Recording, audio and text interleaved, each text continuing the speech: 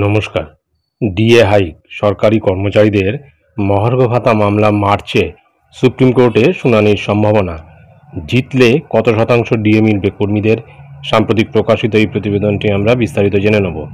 রাজ্য সরকারি কর্মচারীরা দীর্ঘদিন ধরে মহার্ঘ ভাতার দাবিতে সোচ্চার। তাদের দাবি ছিল রাজ্য সরকারকে কেন্দ্রীয় হারে মহার্ঘ ভাতা প্রদান করা উচিত, কিন্তু রাজ্য সরকার তা করতে রাজি নয়।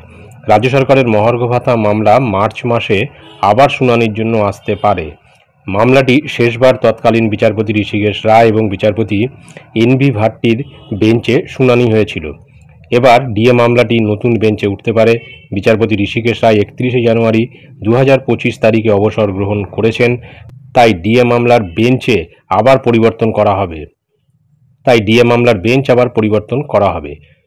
সুপ্রিম কোর্ট জানিয়েছিল যে শুনানি মার্চ মাসে শেষ হতে পারে, তবে কোন বেঞ্চ মামলাটি শুনবে তা এখনও নিশ্চিত নয়। তাই তারিখ সম্পর্কে সুপ্রিম কোর্ট কোনো স্পষ্ট নির্দেশ দেয়নি। তবে রাজ্য সরকারি কর্মচারীদের আইনজীবীরা আশাবাদী যে সুপ্রিম কোর্টে ডিএ মামলার শুনানি শীঘ্রই শুরু হবে।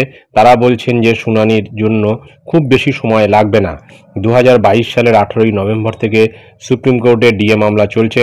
বারবার তারিখ পিছিয়ে দেওয়া হচ্ছে। এর ফলে রাজ্য সরকারি কর্মচারীদের মধ্যে ডিএ মামলা নিয়ে উদ্বেগ বাড়ছে। হাইকোর্টের রায়কে চ্যালেঞ্জ করে কলকাতা হাইকোর্ট ডিএ মামলায় রাজ্য সরকারি কর্মচারীদের পক্ষে রায় দিয়েছিল, কিন্তু রাজ্য সরকার সেই রায়কে চ্যালেঞ্জ করে সুপ্রিম কোর্টে যায়। রাজ্য সরকার বাজেটেই রাজ্য সরকারি কর্মচারীদের জন্য 3% ডিএ ঘোষণা করেছিল, কিন্তু রাজ্য সরকারি কর্মচারীদের একটি অংশ এতে খুশি নয়। রাজ্য সরকারি কর্মচারীরা কেন্দ্রের হারে ডিএ দাবি করেছেন।